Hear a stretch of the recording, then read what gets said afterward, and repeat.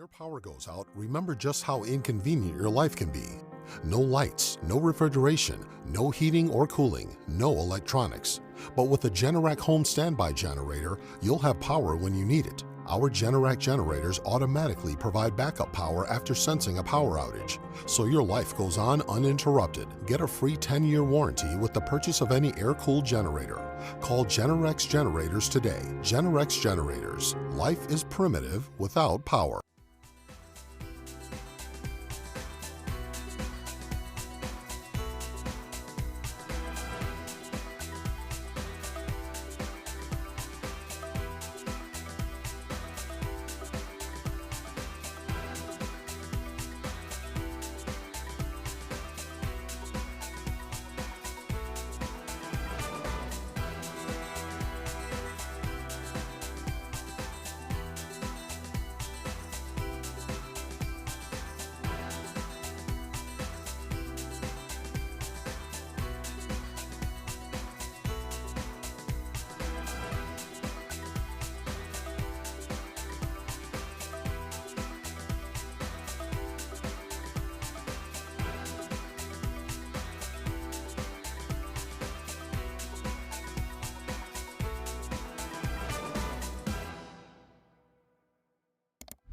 Streaming from the Tampa Bay 28 Weather Center in Studio A, this is Dennis Phillips Live. Sponsored by Generac Generators. All right, good afternoon, good evening, good morning. What time is it? I'm always confused when I'm in here on DPL because you guys know when Jason's here, it's beach time on a Monday and Tuesday, but I'm not at the beach because I'm here for Dennis tonight. So yes, if you were expecting Dennis, he is taking a day off. He will be back tomorrow, but I am going to be in here tonight with him, for him, talking about, I guess we just had another earthquake aftershock as well. So we'll take a peek at that down in the Gulf, just northwest of Cuba. That one, much less than the 6.1 earthquake that some of you say you felt the shaking on. We'll talk about possible tropical development in the Western Gulf here as we head into the next couple of days. No impacts here at home, though, so good news there. Bad news, though, is it's in the Western Gulf, and we would not mind at all to get a weak tropical system coming into the Eastern Gulf right now to bring us a ton of rain. That's not going to be the case, though, with this one. Plus, we're going to talk about my PTO. Last time I was here with you guys on DPL was right before I went on to my birthday vacation, up to Mom and Dad's into the Panhandle. Had an amazing time up there. I told you I got a drone. I've become a drone connoisseur, and man, let me tell you, I love that thing because flying it out over Destin's waters, Anna Maria Islands, Longboat Key waters, it's just so nice to be able to fly it right over top of some of the animals out there into the Gulf and stay with it. So let a few more people chime in here, get logged in. Good evening if you're watching us on the spot, Tampa Bay 66. Again, if you're just joining us, Dennis taking the day off. I'll be in here with you for at least the next half hour, talking about all things weather and all things out of the beach as well. So, all right, well, let's get into it. What do you guys want to talk about first? Seeing all the comments, some of you saying hi, hi, hi. Actually, let me check the comment stream and make sure that is, nope, it's not working. So I'm going to have to stick to Facebook again. All right, so let me log in here on my phone so I can see your comments, because I certainly don't want to miss any comments. And let's give it a shot. All right, it's Mary, hello, hello. Thank you for the welcome back. Charlotte, howdy, good evening. Julie, we've got Linda in Newport Richey. We've got Newport Richey Lynn as well, a couple of people from Newport Richey. Hudson, Mary, yeah, I had about a 6-minute shower at my house today. That was it. It was 6 minutes more than what I would have gotten had I not seen anything, so I was trying to be happy about it, but I really wish it would have been like 46 minutes for sure. Dominique, good evening to you. And nope, Chris, Dennis is off tonight. He will be back tomorrow. Sorry, you get the weekend weatherman here with you tonight. All right, so got through some of that. Let's talk a little bit about the weather. Here's what you need to know about what's going on out there weather-wise tonight. We still have, unfortunately, this west wind pattern, and you guys are very familiar with the west wind pattern here because of how bad it caused our drought to be a couple of years ago. Remember a couple of summers ago, we had a west wind pretty much all summer, so we actually ended up going into a drought in the rainy season. And then last year, we actually had the west wind come in September, which cut off the second half of September's rainy season, and then what we would typically see the first couple of weeks of October. The west wind kind of wiped it out for us, and that's why we got in such a severe drought so early in the dry season. So this west wind pattern continues, and as you can clearly see, when you get a westerly wind this time of year off the Gulf, it just pushes everything over to the eastern side of the state, where they're just getting a ton of rain here along I-95 over the last couple of days, up to 6 inches of rain falling. And Saturday night, Orlando was actually getting severe flooding. They had some big time flooding problems happening there in Orlando because because of the heavy rainfall that they've been seeing out there. Now, what usually happens in this time of year is that we see an east or southeast wind pattern coming our way. And when we get that east and southeast wind pattern, the exact opposite happens of what we're seeing on the radar tonight. Everything gets pushed over to the west coast. The Atlantic sea breeze comes all the way here and links up with our Gulf Coast sea breeze. When the two come together, you have two air masses coming together. They can't go down because the ground is there. So there's only one place to go, and that's up. And that's when you get the explosion of showers and thunderstorms here on the west coast of Florida. So until we get that east-southeast wind back, unfortunately, the rain chances, and I know nobody wants to hear this, but those rain chances are basically nil. We're going to see a couple of spotty showers over the next couple of days, slight increases in that rain chance here as we head into next week. And at the end of the week, I should say, but unfortunately, it's just not looking like we're going to see anything too significant out there for us as we see it right now. Homosassa, we get you in the house tonight. Pam from Sarasota, good to see you. Kathy, hello to you. Lando Lakes, good seeing you up there at Lando Lakes also. Kurt, we're just talking about it. Yep, I know. Howdy, good to hear you. Good to see you, I should say, but no rain. Hey, Teresa said we had some rain in Spring Hill. Lucky you. And yep, there we go. David talking about what's going on off the coast of Cuba as well. I'll get to that here in a second. But there's your forecast for tonight. West wind also coming in off of the Gulf this time of year means overnight lows do not drop below 80 for the beaches. So we're going to have a warm start tomorrow. Most of us in the 80s, and then we'll be back into the low to mid 90s. But the heat index, that's going to start to climb too over the next couple of days. Most of us have been 105 or less. We're going to see a few spots that are going to be up to 105 to 108 for that heat index come the end of the week and into the weekend. Now, as we start closing in on 110-degree heat indices, that's when the National Weather Service will start issuing some heat advisories. I don't see that being the case with this next wave of heat, but that's what we have going here for you right now. So there's the forecast for tomorrow morning. A slim chance for a coastal shower or thunderstorm. Everything getting pushed inland like we've been talking about here with that west wind. So once again, I-95, Treasure Coast, Space Coast, First Coast, all the way down to the Gold Coast. They're going to be looking at temperatures back into the 90s there, but then they get the help from the afternoon showers and storms to cool them off in the widespread rain. And check it out, going into Wednesday as well, same exact setup. West wind continues, but notice there's a little bit of more rain up to the north, up toward the I-10 corridor. So that is actually where we're going to see a front stalling somewhere up here around I-10.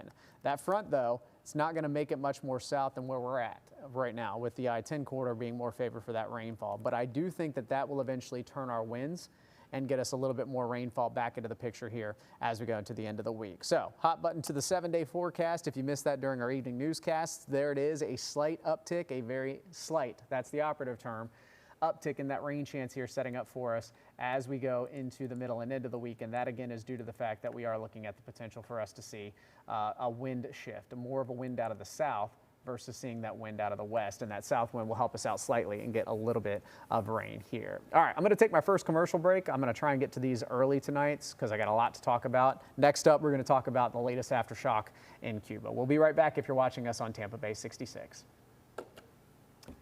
All right. Commercial break running. Let me take a quick drink.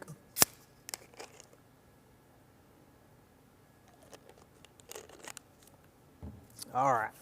Hey, Jane, yes, we're going to get to the drone shots too. It was so amazing. And if you know anything about Destin, it probably has the clearest water in the world.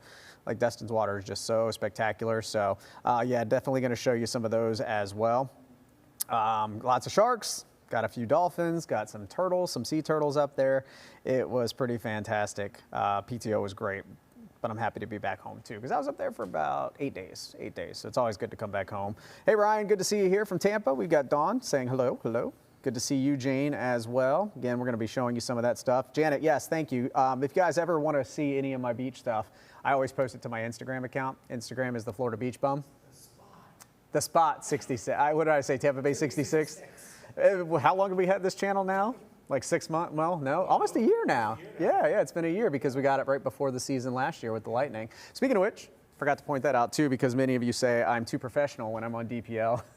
Dennis is in here in his jeans and he's hanging out in his sweatshirt. So I brought my Tampa Bay Lightning Stadium Series sweatshirt that I got to wear at one of the Panthers games when they were up here at home. All right, we got 6 seconds left. So hang out for a second. We'll welcome back our Spot 66 viewers. And now. All right, thanks for joining us again. If you're watching us on the Spot Tampa Bay 66, we've got great weather for us over the next couple of days. Love to see some rainfall out there, but unfortunately we are not getting a ton of rain. All right, I'm going to put myself on the spot here. Got the graphics up for you. I'm going to go up to my earthquake map. I didn't make an earthquake map for this one today. but I will show you where that latest earthquake was. Maybe I did make one. No, that's the New York one that was, okay, yeah, I did make one. All right, cool. So this is where it was about 350 miles to our southwest, that little yellow dot there.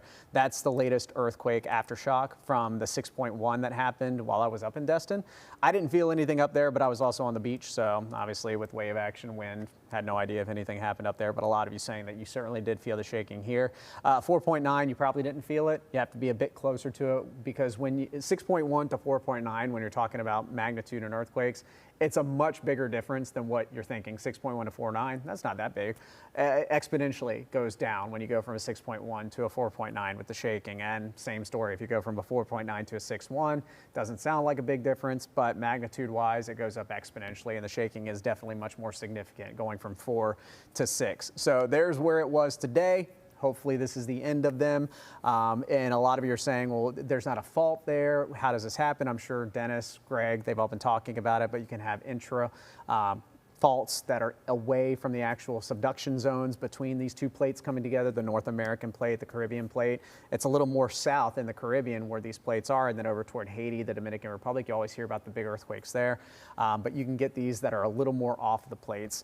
Same thing in the North American plate. We have faults in Charleston, South Carolina. We've got faults near Memphis and St. Louis that if that one were to go, that one could be a devastating earthquake for the Midwest. So that's what this is. This is just one of those faults that's not connected directly to where you actually have the two plates coming together and the one subducting under the other one. So that's the latest with the Cuba earthquake. Again, not anything too significant or too crazy, but yeah, just something to keep in mind. It's very unusual for us to see so many earthquakes in the Gulf. It happens, you know, it's a place that earthquakes can happen and do happen, but this is, I think, the third one, or second or third aftershock from the first 6.1. So we'll keep you posted on that. Obviously, a 4.9, there's no tsunami threats. That is where you need 7.0 or greater. And remember, that's where you have plates doing this. Sometimes you can have plates that do this. So when they rupture this way, you don't get a tsunami risk. But if you have a plate that gets lifted up over the other one and it pushes all that water above it up, that's what contributes to the tsunamis. So that can happen in the Gulf too, but with a 4.9, it is very, very rare to get anything tsunami-wise from an earthquake that weak. I don't want to call a 4.9 weak because if you're there, you felt the shaking. All right, so that's the latest with that. I do want to talk a little bit about the tropics as well, because I know some of you have been seeing some of our posts. You've been seeing posts on social media about the tropics, what's going on there. Got a couple of minutes before our next commercial break, so let's get into this here. Now, first thing I want to point out with this is that it is not a threat to us in Florida. Maybe the Western Panhandle down the road, a little bit of rain, but this will not be a risk for us. So if you see anything hype-wise, you know the drill, guys. Dennis is so adamant and strict about not hyping up tropical forecasts. So we don't, and we never have. So you know you can get the best tropical forecast from our team here at Tampa Bay 28 because we give you the facts, we don't give you the hype. We have no need to give you hype. Trust me, my house was pretty jacked up, as you all have heard, from Hurricane Milton. So the last thing I want to talk about is anything in the tropics hyping it up because I'm still with my PTSD from that situation, as so many of you are from Helene and Milton. So first and foremost, this is not a threat to us here in Tampa Bay. Second, it's over land right now. The X is where the actual low is trying to get going, but it's over northern Mexico now, south of Del Rio, Texas, in the Rio Grande. So that's not a concern for development right now. The problem for Texas, though, is the cold front that moved in there yesterday produced significant flooding in parts of the I-35, I-45 corridors here between Austin, San Antonio, over to Houston and Galveston. So that was the issue there. They've already had a pre-rain event. And I point that out because remember what happened in the mountains of North Carolina for Helene. And when Helene came up there, they had a pre-rain event of 12 to 15 inches of rain, and then Helene came in. Well, they didn't see that much rain in Texas, had a couple of inches, 4 or 5 inches of rainfall, but there is the potential for them to run into a situation where the flooding is exacerbated because they had a pre-rain event, a pre-system event come in with this front coming in over the last couple of days. So with that being said, now in orange, that orange color there, that's where this is eventually going to head here in about 2 to 3 days. Once it emerges out into the western Gulf, obviously water temperatures in West Texas, or west toward Texas, I should say, just like ours, are into the mid 80s. So there's plenty of available ocean content, sea surface temperature wise, for them to get something to develop. But the problem is notice too, look at the direction that these clouds are moving, and they're moving all really, really fast over top of the Texas area. Well, that's upper level wind shear. And if you're familiar with tropical development, you know tropical systems, they do not like that upper level wind shear. They like to be vertically stacked. Tropical systems, in order for them to develop, they like to have basically the top of the storm sitting directly over top of the bottom of the storm. So if you have a system, and I'll have my trusty water bottle here to explain this. So if a tropical system were to develop, here's the surface low, here's the beach, and then all the way up, it's perfectly vertical like this, you're looking pretty good for tropical development. What's gonna happen with that system is that wind shear at the top of it is gonna blow the top part of the storm over this way. Storms can't develop like that. They can hold on, they can still have low pressure, they can still bring a tremendous amount of rainfall, but in order for it to rapidly develop or to develop in something more than a rain concern, you would need it to be like this, no wind shear aloft, nice lower level surface environment as well. You don't want them like that. We want them like that. The tropical systems do not want them like that. So with that being said, that's why we're anticipating this to be more of a rainmaker instead of it being more of a concern as far as surge, high winds, hurricane force conditions, anything like that. I will point out though that if you do have travel plans heading over to Texas, Louisiana, or even the Western Florida Panhandle, you'll want to watch this system because there is a decent amount of agreement with our forecast models that are showing that there could be upwards of 15 inches of rain in parts of the Texas coast. That's Tuesday evening. Notice you're familiar with what a tropical system looks like on satellite, and future satellite is showing it doesn't look anything like that. So good news there. Fast forward to Wednesday. All right, Wednesday's starting to show a little bit more of that classic comma pattern that initially begins for tropical depressions and tropical storms.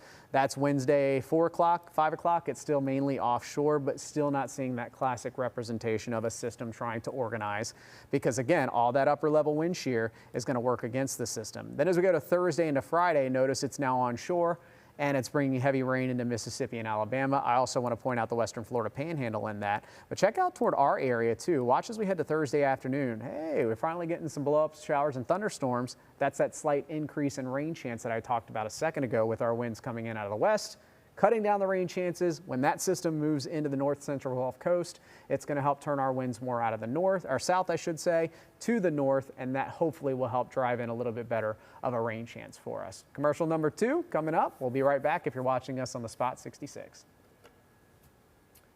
Break is rolling. All right, let me get to your questions. Sorry, I'm not very good at keeping up with your questions. I'll admit that to you guys. All right, let's see.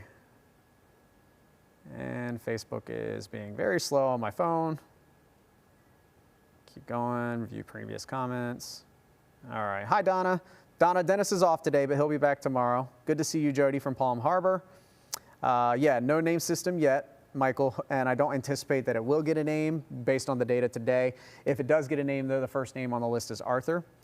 Let's see, airquakes. Yeah, Diana's asking about airquakes. I'm assuming you're referring to the potential meteorites that are coming into the atmosphere, and when they explode in the atmosphere, they send out a shock wave. Don't know if that's what you're talking about, but that's what's off the top of my head. Let's see. Charlotte, put yourself on the spot. Yes, the Spot 66. I got to remember that. Laura, I did take Ninja with me to mom and dad, so he was not left here at home by himself with his diabetes. Have to give him the shots every morning. So yeah, I couldn't leave him at home. So yeah, definitely hung out with him, and he got some good mom and Nana and Pop time with my mom and dad. Ryan, good to see you from Tampa, and I think that's caught up on most of the comments now. All right, got about 10 seconds left, and when we get back on the spot, we're gonna switch over from weather and talk about my vacation up in Destin.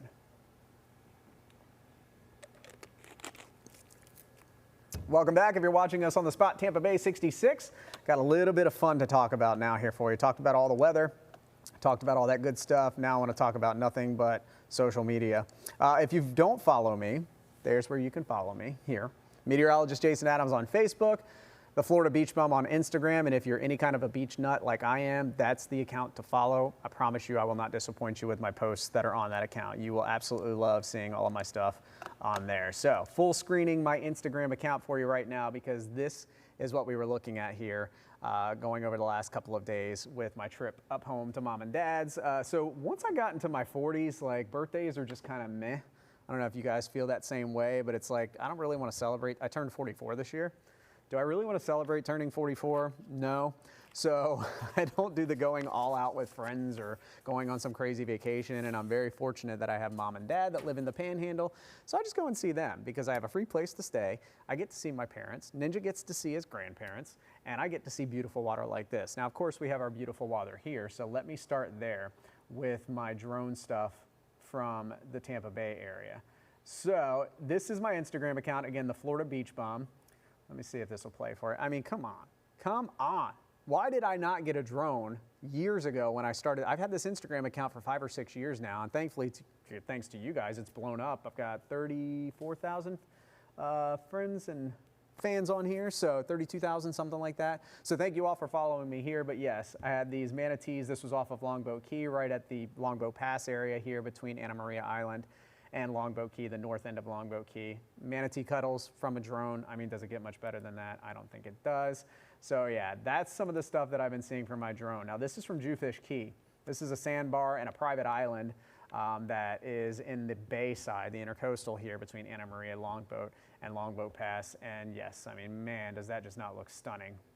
I love it. I love it so much. So that is what I do for my birthday. I went and decided, you know what, I want to take a little bit of break here from Tampa Bay. Oh, by the way, this is my nephews. They were out here with me on the sandbar, and lots of baby sharks. I think these are little bonnet heads. I think I showed this to you guys last time when I was here, so I won't spend too much time on them. But yeah, it's the drones are just such a great way to get wildlife without having to like go out and paddle really hard to go out to them. Plus, you're not technically supposed to be chasing any of the animals. Certainly don't recommend or say, yeah, it's fine, just paddle out there, go after those manatees. No, you're not supposed to do that. You want to keep a good distance between you guys and the animals because we don't want them to get too conditioned to us, and then they get closer to boats, and then we know what happens with boats and manatees. But this was a big fever of cow-nose rays.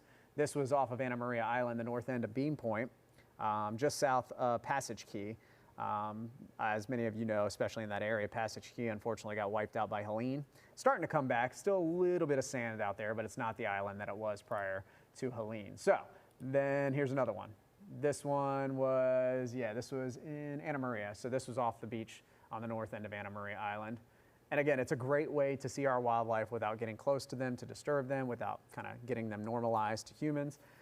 So yeah, I'm so excited that I got a drone. And I got a drone that I didn't have to register with the FAA. You have to take a certified trust is what it's called course. But I got a drone that is just under the threshold weight-wise where you don't have to register it with the FAA. So if it's something that you're interested in, I don't want to make it sound like a commercial for that company, but you can always direct message me on Instagram or Facebook or Twitter or X. And look at the tarpon at the top of the screen too. So manatee in the middle, and then I had the tarpon at the top. All right, so that's what I've been doing down here drone-wise. This is what I was doing up in Destin last week. I mean, come on. Big, massive adult green sea turtle right off of the jetty here. This is the East Jetty in Destin. I mean, come on. It's just so beautiful out there. And again, didn't disturb him, wasn't paddling out to him, wasn't sneaking up on him with a jet ski or a boat. So again, drones are the way to do it because they are just loving life in their own environment and hanging out and enjoying no humans interrupting their eating the algae or whatever he was eating out there off the beach. Look at that. Oh, it was so cute. I love that big green sea turtle. And usually when I see the sea turtles, they're little juvenile ones. This is a big daddy bull shark. This was off Okaloosa Island. If you're familiar with that area, it's the island between Fort Walton Beach and Destin. So this was offshore of Okaloosa Island at the sandbar. Had several bull sharks show up. This was on my birthday, actually, on June 8th, back on Monday. And yeah, look at this. So I'm zooming out. Didn't even realize it because I was going after this guy with the drone. And I believe this is where 2 or 3 other bull sharks show up. Maybe that's not that. Oh, yep, there he is. So there's another one. Oh, of course, I cut the video off right before that one came up. So that was one of the days that I was out there. And then I went out a couple of days after that. And instead of it being bull sharks out there, there weren't any bull sharks. It was blacktips, little blacktip sharks that were out there. So blacktip's a lot skinnier, obviously a lot less aggressive. You don't hear about too often. You don't hear about interactions between blacktips and humans, but obviously you do about bull sharks. Also, on my birthday on June 8th, there was that attack in Panama City. The serviceman, the Navy guy that was out there swimming in St. Andrews Bay. I have never heard of a shark attack in the bay like that. It's always been out into the Gulf, so that one was a very unusual one out there in the bay. So that happened on June 8th on my birthday. And then at the same time, 2 years ago on June 8th on my birthday over in Walton County, which is the next county over from mom and dad, there was another shark attack where Lulu, she lost her hand and she lost her leg. So I don't know what it is about June 8th. I might need to stay out of the water on my birthday up in the Panhandle because some crazy stuff has been happening the last 2 years. But yeah, just spectacular water, beautiful stuff. I'm going to take that third commercial break and we will be right back if you're watching us on the spot, Tampa Bay 66. All right, let me check phone. Thank you, Jody, for the happy birthday. Thank you, thank you, thank you for the follow on Instagram. David, we've got just very spotty rain chances happening for us here for the next week. Unfortunately, we are not in a position where we are favored for rain because we have a west wind, and that west wind pattern, unfortunately, is not helping us out at all whatsoever. We have to have an east wind this time of year for us to really get going with the widespread rains, and that's just not happening yet. All right, let me make sure my volume is turned down. Back on Instagram. All right, Bud Sahara dust is still locked in place. No development out in the middle Atlantic for the next 2 weeks at least. That's very typical for us this time of year, of course, in June and early July. Rarely do we ever have to deal with tropical systems because, again, that Saharan dust is in place out in the middle of the Atlantic. So some good news there for sure. Let me pull this up. I'll pull camera shot back up. We got 30 seconds before we're back on the spot. So yes, that is some of the good video that I've been getting with my drone. It's been so much fun out there. And I'm literally like, I go out and paddleboard and I'll paddleboard the entire day.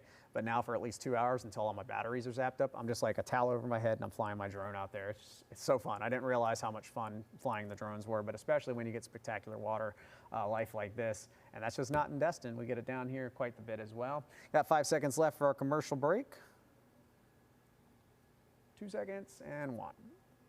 All right, welcome back as we're getting ready to wrap up DPL here for those of you that are watching us on Tampa Bay, the Spot 66. If you're on Facebook, I'll hang out with you guys for a little bit longer. I've shared this over to my Facebook page as well. We've been talking about all my videos that I've been showing you here on social media. There are my handles if you'd like to follow me. I'm not too active on TikTok. I'm trying to get better at TikTok, but at 44, TikTok's not for 44-year-olds. Maybe I'm wrong about that, but I just don't get a lot of interaction on TikTok. I definitely do on my Instagram page. So yes, please follow me on Instagram, the Florida Beach Bum. And of course, when we get into the tropical season, I definitely will be posting weather updates on that page, but that page is dedicated to just how great Florida is. I am a Florida kid, and there's nothing that makes me more happy than getting out there to our Gulf Coast beaches and enjoying all things Florida here. So final, we'll wrap up. Way to go. Thank you, Tom, for the shout out. Yes, Sean, the other Sean Clark, let's manifest some rain for us. Whatever you guys got to do, let's all do it because, yeah, we're not looking good. And we were hoping that this wouldn't be a situation that we were in. I'll go ahead and stop this video here and get back to the graphics because we obviously want rain. And with this west wind pattern, we were hoping it would just be for a short-lived time.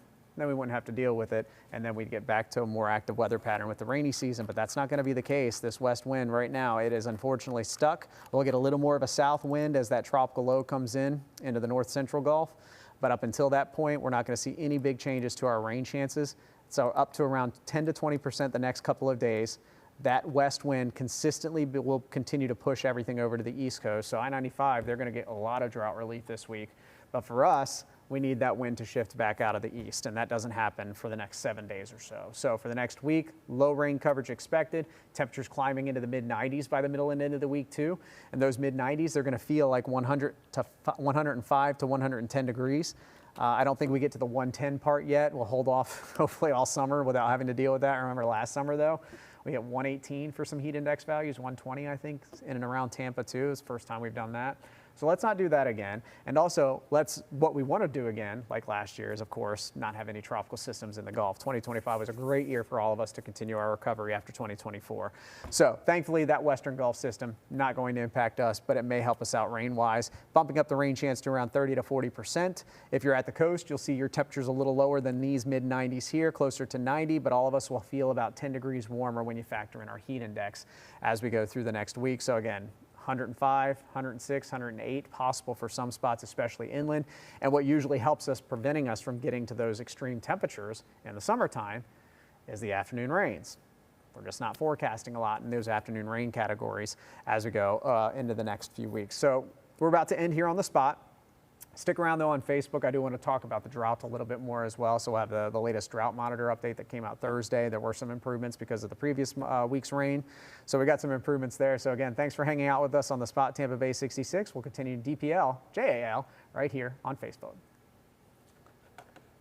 Alrighty, so we're done with that. So now I can just hang out with you guys on streaming for a little bit.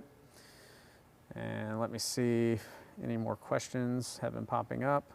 Ryan's asking about El Nino. Yep, so El Nino is starting, but the heart of El Nino, which would really give us a bad summer forecast as far as low rain chances, isn't really going to take hold for a few more months. So we don't think that the west wind pattern is going to get locked in place for months at a time. Yep, we're going to get in and out of it. That's very common for us to get back and forth between a west pattern and an east wind pattern. And we don't think that this west wind pattern that's happening right now is due to El Nino. We just have a front that's moving into the south. And as that front moves into the south, the high pressure over us is now pushed south.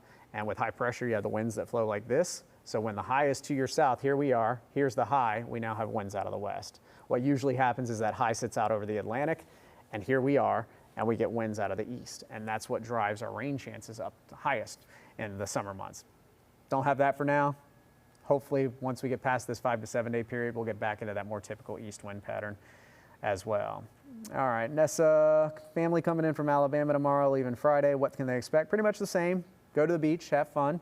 Limited rain chance. It's summer, so there's always that rain chance, but like we had been just talking about, it's not looking like we're seeing any kind of a significant rain risk here at this time, unfortunately. So good news, bad news. Good news for your family, bad news for the drought. And Mary, thank you. Good to see you. Have a good evening yourself. And now let me find the drought monitor graphic and pull that up for you guys. All right, so here's that. And I'll take this full screen for a second. So, drought monitor comes out every Thursday. It has the previous week's rainfall from the previous Tuesday. So even though we get it Thursday, it doesn't account for rain from Wednesday and Thursday. It accounts for rain from Tuesday through the previous 7 days. So we have seen significant improvements, especially in the extreme drought. That's the level 4 drought here. The week before the extreme drought, and what we've been stuck with for several weeks and months now, is that extreme drought has been, unfortunately, stuck over most of all of the area. Like, it would really encompassed all of this area here. So you clearly could see that we've closed in on some of that. We closed out, I should say, on some of those areas of drought here. However, it's still a severe drought. It's a level 3 out of 5 drought. So even though there's improvement there, there's not enough of an improvement yet for us to start seeing those water restrictions going away, or some of the burn bans that have been in place going away. We have to really see a dent in this drought before community leaders and emergency managers can give the all clear to say, okay, we're good to go for that. I know some of you have been asking about the 4th of July. I have no idea. You never know what municipalities are going to do, what they're going to say, and will we have enough rain in the first couple of days of July to wet the ground enough that fireworks are going to be fine? I have no idea. So it's not that I don't want to answer those questions for you guys. It's just I don't have any idea what they're going to say, and it ultimately just depends on how much rain we're going to get leading up to that. To the 4th of July. So I wouldn't be too worried about it right now. Florida's going to Florida. You know what that means. People are still going to do their fireworks regardless. But hopefully we'll be good to go with some rain here for the end of the month. Yep, working on it, Kurt, but no heat coming down for the next 4 months. Sorry, bud. You got to wait till October. And let's see, Charlotte, yep, talking about more of those Pinellas water restrictions. I'm in Hillsborough County. I am only allowed to water my lawn Monday because of my house number between midnight and 4 a.m. That's it. Anytime outside of those times, you get caught, you can get up to a $500 fine. They are not playing around. When we were into the drought the last couple of months, they were giving warnings out. My sister got a warning. She wasn't living in her house yet. She was still in Maryland, but she had the sprinkler system on 2 days a week, so she got the warning letter. I had to go to her house and change it up for her. But I don't even think they're doing warnings now because of how bad things got. I think they're just instantly issuing fines. So if you still don't know what your watering times are, and you are like the front, so I have the sidewalk and then I have the driveway, or I'm sorry, the community street sidewalk, and then I have the strip of grass here, and it's always the first to die when we're in a drought. And it's at the end of May, it was solid green, beautiful, lush St. Augustine grass, and I was like, yes, we're back. it's dead.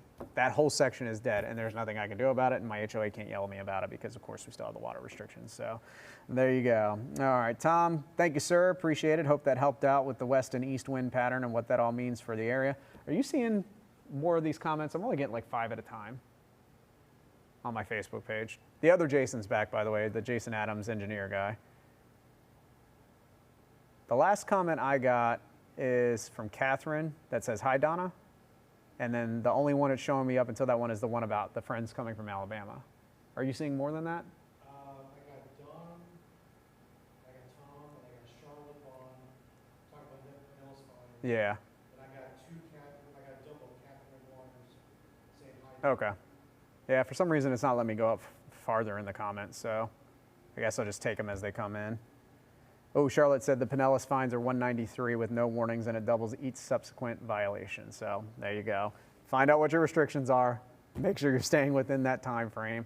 And again, it has to be even with at that midnight to 4 a.m. If you do it at 5:30 in the morning, even though the sun's not up yet, and that's when we would usually water, right? You water before that. Not happening. Yours is it? Okay. Yeah, Mary says the crawl's going really slow too. It takes forever for her comments to load. So New Samaritan Beach is clear by Christie Array, and then Okay. Yep, everybody's now saying that the comments are slow tonight, so. Oh, wait. You're on. Everybody, this is Jason. Have you ever been on? Is this the first time? I've been like this where I've had to come on because of reasons. This is the first time Jason's gotten on with me. He has hid himself every single time. So yes, these are the two Jason Adamses in the building. Yeah. And if you were with me last time on DPL, we talked about how we used to get each other's emails. He would forward me stuff. I'd forward him stuff. And it's just become common now that we keep getting each other stuff. So we just forward everything over. All right, so yeah. So Charlotte, Linda.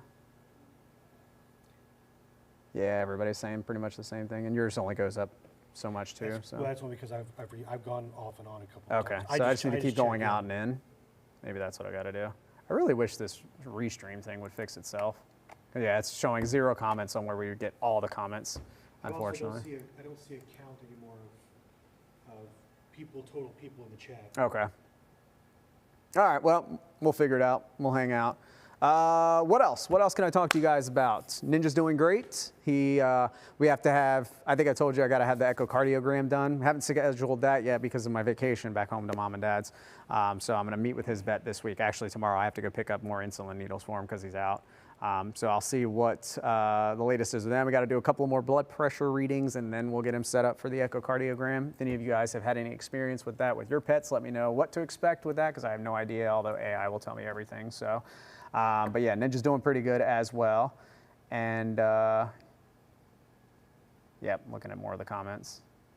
Yep, slow. Yep, everything's slow. So that's the latest with me. Mom and dad are doing great. Mom, we got our latest PET scan done. We're waiting on those results, but her previous PET scan and her previous brain MRI have shown 0 cancer. So we're very grateful and thankful for that.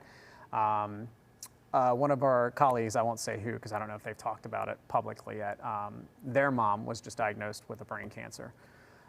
So she reached out to me and she was like, hey, can you give me some feedback, some advice, yada, yada, yada. So I'm like, of course. So my family, we have been very open and public with our cancer stories, my mom and my dad's cancer stories. Fortunately, I haven't had it. And then, of course, we lost my brother-in-law last year. So feel free to reach out. I'm no doctor. I can't tell you what to do, what's best for your family, but I can just tell you my family's experience, and it may help encourage your family because, again, mom was diagnosed, if you don't know, she was diagnosed with stage 4 non-small cell adenocarcinoma lung cancer, but they didn't find it on her lung first. They found it in her brain. I was on the phone with her. She was slurring her words, and I was like, I think you had a stroke, and I jokingly said, have you been drinking tonight? She was like, I don't drink, you know that. And so I was like, I think you need to go to the emergency room, Mom. I think you had a stroke. She goes to the emergency room. They sent her over to Pensacola because they live in just north of Destin. They don't have a treatment center there for stroke, so they sent her to Pensacola, and all of a sudden this lung doctor shows up, and he's like, I don't think it's a stroke. So they went and did a full scan, and what was causing my mom slurring on this side of her face was she had 2 tumors on her brain. She had 4 tumors on her brain. 2 of them were large enough that they were pushing on that part of the brain that affects this motor function of your face. So in a way, it was good news because it wasn't a stroke, and we didn't have any permanent damage from the stroke. But it was really bad news because we found out she had brain cancer too, but we had to have, biopsies done on it because they needed to determine the origin of it. So they were like, we're going to do a full body scan, and then we're going to take samples of it to figure out the origin of it so we can treat it. Because you can't treat brain cancer for brain cancer if it came from another part of your body. You have to treat it for that part of the body. So anywho, we found out she had 2 tumors on her lung. And we were like, oh my goodness, stage 4 metastatic lung cancer. It's not good. She got on, fortunately, not everybody qualifies for it. So we're so blessed and grateful that my mom's genetics and everything lined up for her to get it. But it was immunotherapy. And it took the place of chemo. And my mom was also a stage 2 breast cancer survivor. She's been breast cancer free now for almost 15 years. She had to do chemo with that, and it was so bad. It was so devastating, but it saved her life.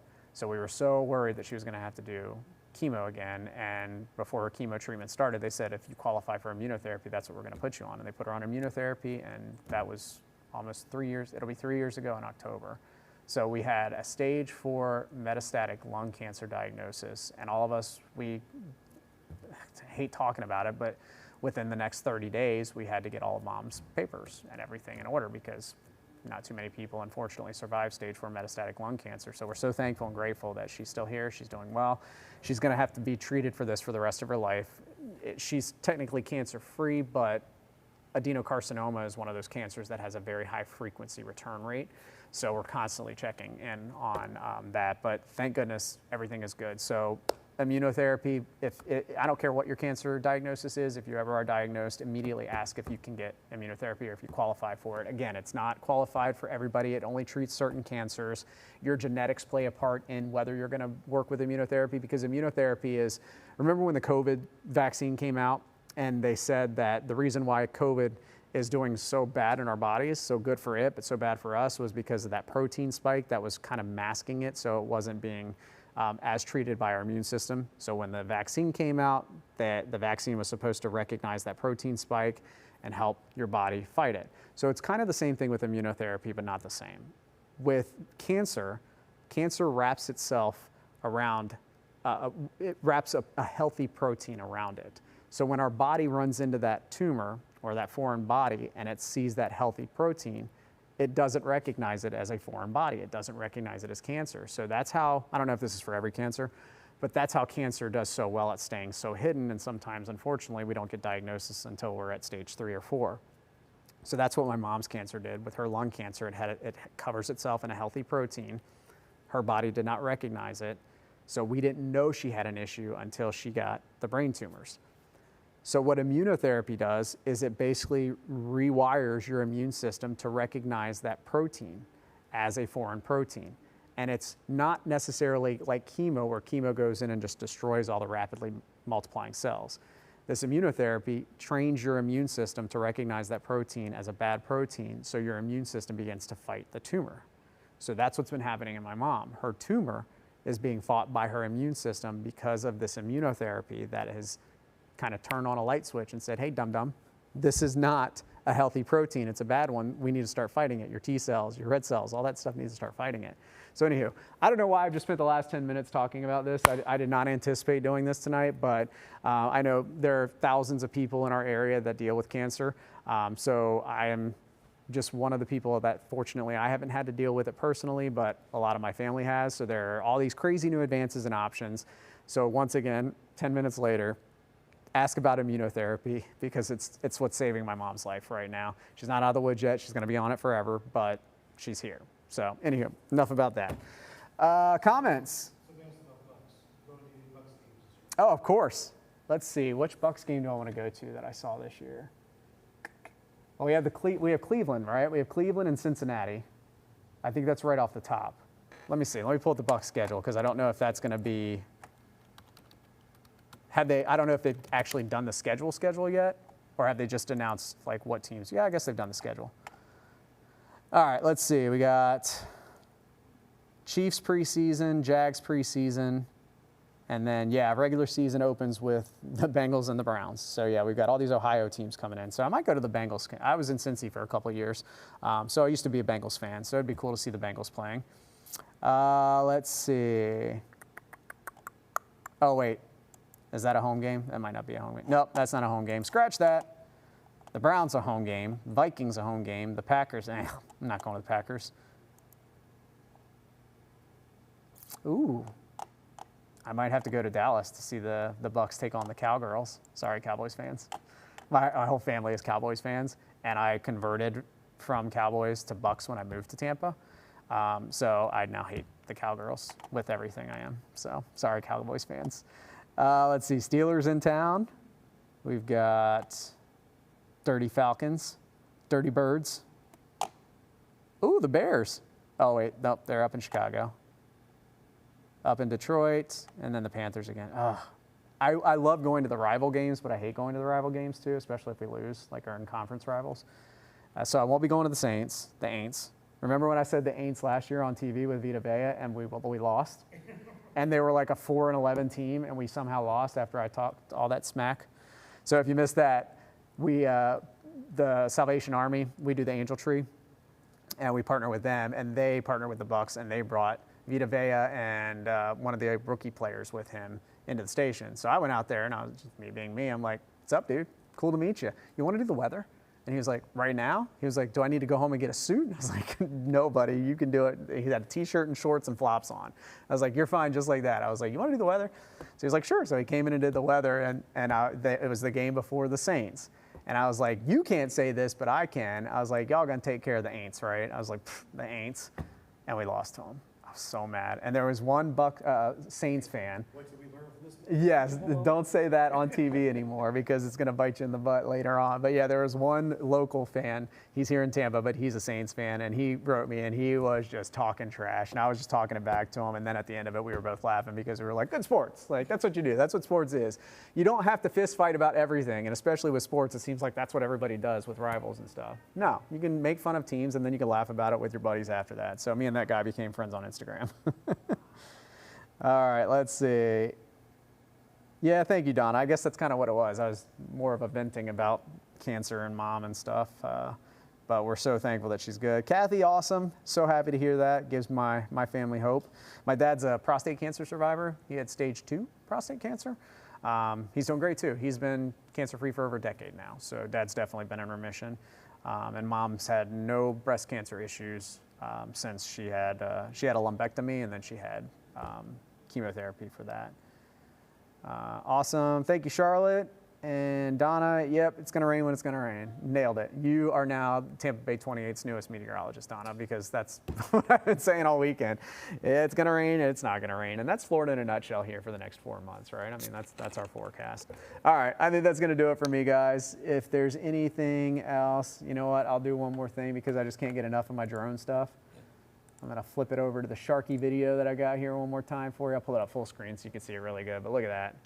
If you haven't been to Destin before, I highly recommend it. It's my home. So if you don't know me, I'm a Panhandle brat. I'm a military brat, but I grew up in the Panhandle, and then Dad retired from the Air Force at Tyndall Air Force Base, and he got orders to work for the Navy over in Pax River, Maryland. So we left Florida, went to Maryland. I graduated from high school up there, but then when we graduated from high school up there, Dad retired from that job, and he was like, "We're going back to Florida."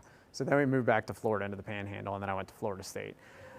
So the Panhandle is home because it was my first Florida home, being a military brat. We left Belgium. I was born in Belgium, and then we moved to Panama City. And then we were there for a while, and then we moved up north, and then we came back to the Panhandle, and then I went to FSU. So I am definitely a Panhandle boy. But with that being said, when we were in the military, we would get evacuated from Tyndall to come down here to MacDill when we'd have hurricanes threaten us up there. So that's how Tampa got like a spot for us. And we made family friends. My former aunt and uncle, they're unfortunately no longer with us. They were in Lakeland. They had a Madeira Beach summer house, so we would always come down and hang out at Madeira Beach. So that's how Tampa became something that was always a goal of mine. And I'll hit 9 years in August here at Tampa Bay 28. My goodness, that was a long time. Seems like a lot longer than 9 years because of all the hurricanes that we've covered. So I think I've covered in the 9 years, including the hurricane that I flew over to Louisiana to help our sister station out with. I think I've covered 10 or 11 storms in the 9 years I've been here. But last year was great.